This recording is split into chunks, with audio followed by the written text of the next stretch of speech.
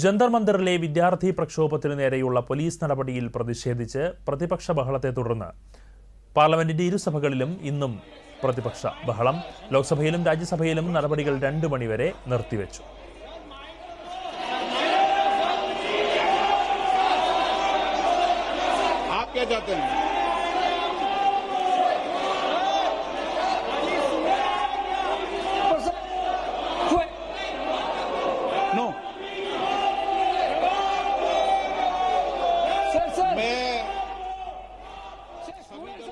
ഗ്ലാസ്ഗോയിൽ നടക്കുന്ന 2026 കോമൺവെൽത്ത് ഗെയിംസിൽ മെഡലുകൾ നേടിയ താരങ്ങളെ സ്പീക്കർ ഓം ബിർള അനുമോദിച്ചു.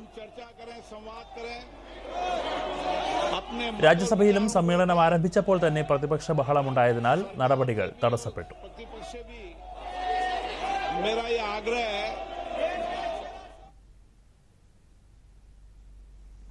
പൊതുപരീക്ഷകളിലെ ക്രമക്കേടുകൾ തടയുന്നതിനുള്ള പൊതുപരീക്ഷാ നിയമ ഭേദഗതി ബിൽ ഉച്ചയ്ക്ക് 2 മണിക്ക് ലോക്സഭ ചർച്ചയ്ക്കെടുക്കും.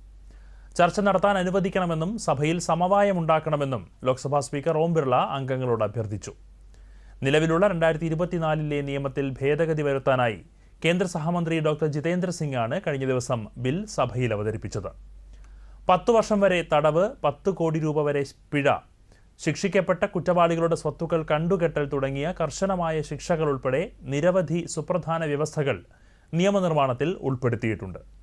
കേസുകൾ വേഗത്തിൽ തീർപ്പാക്കുന്നത് ഉറപ്പാക്കാൻ എല്ലാ സംസ്ഥാന സർക്കാരുകളും കേന്ദ്രഭരണ പ്രദേശ ഭരണകൂടവും ദൈനംദിന വിചാരണയ്ക്കായി പ്രത്യേക ഫാസ്റ്റ് ട്രാക്ക് കോടതികൾ സ്ഥാപിക്കണമെന്നും നിയമനിർമ്മാണം അനുശാസിക്കുന്നു.